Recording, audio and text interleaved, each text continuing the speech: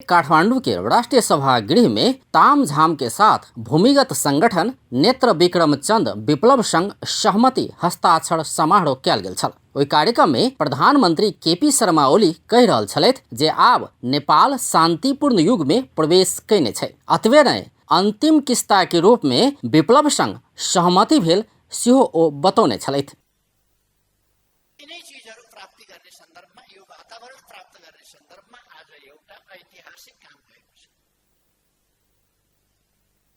अंतिम किस्तामा नेपाल शान्तिपूर्ण युगमा प्रवेश गरेको छ।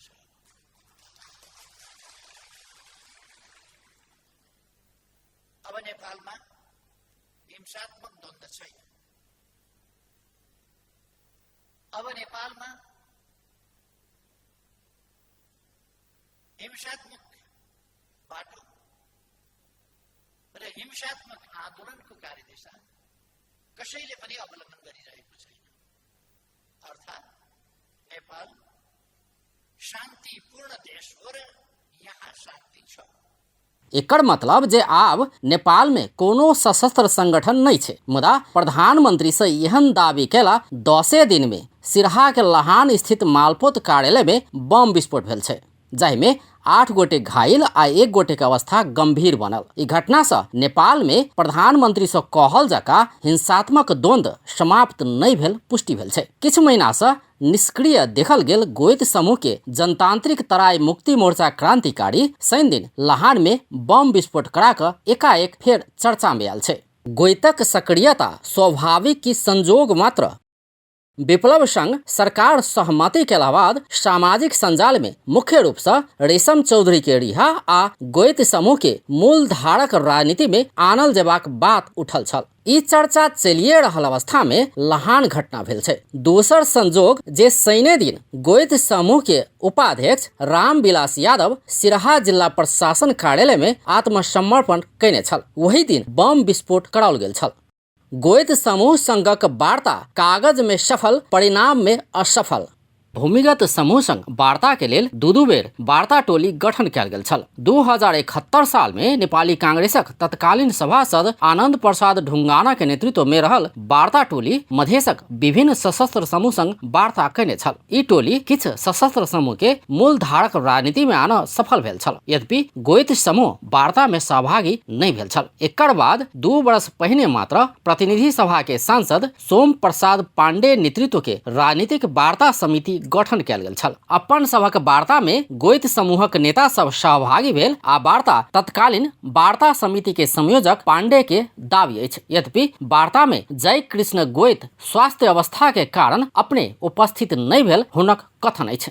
अब हामीले गोयत समूहसँग हाम्रो वार्ता टोलीको सदस्य सुरेश आले मगरसँग पनि कुरा भएको हो।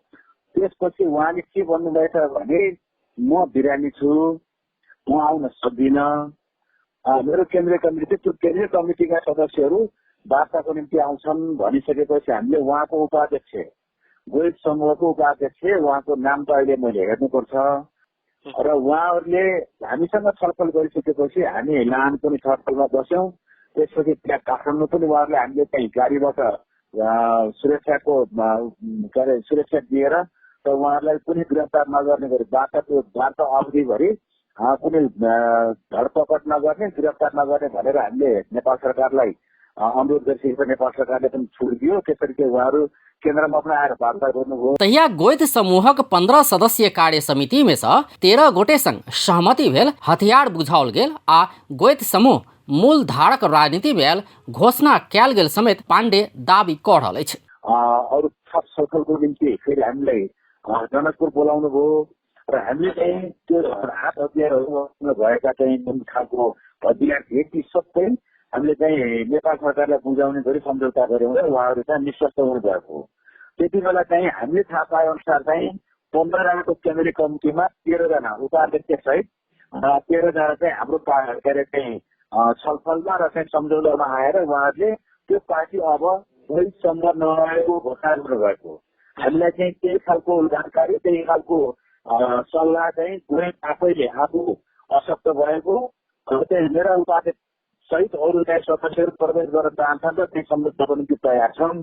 तपाईँले छलफल गर्नुहोस् भनेको चाहिँ हामीले गोहित समूह नरहेको घोषणा गरेका हौँ त्यति बेला हामीले। गोहित समूह किछ व्यक्ति हथियार बुझौला पर जय कृष्ण गोहित अपना मूल धार में आब नहीं चाहने भ सकबाक सेहो हुनक अनुमान अछि। मुदा सहमतिवादो गोहित समूह किया सक्रिय ई प्रश्न अनुत्तरित छै। गोहित समूहक मांग की?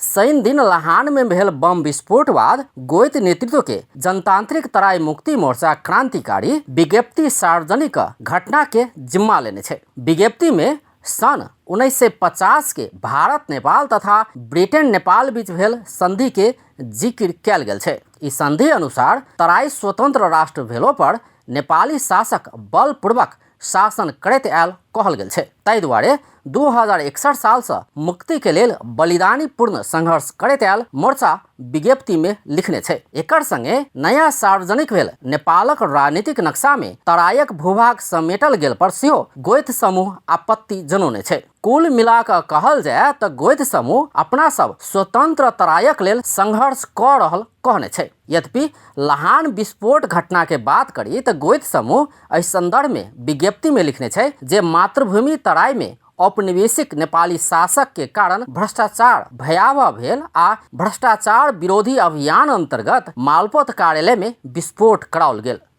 नेपाल में माओवादी सशस्त्र समूह सबके संगे सीके राउत विप्लव सहित के मूल धार में आनल जा चुकल छे। यद्यपि गोहित समूह एखनो भूमिगत रहल घटना से स्पष्ट भेल छे जे नेपाल में द्वंद्व अंत नहीं भेल छे। त्यां सरकार द्वारा बोली मात्र में शांति नहीं व्यवहार में असंतुष्ट पक्ष संग पुनर्वार्ता कऽ कऽ वास्तविक शांति आ स्थिरता कायम करब आवश्यक अछि।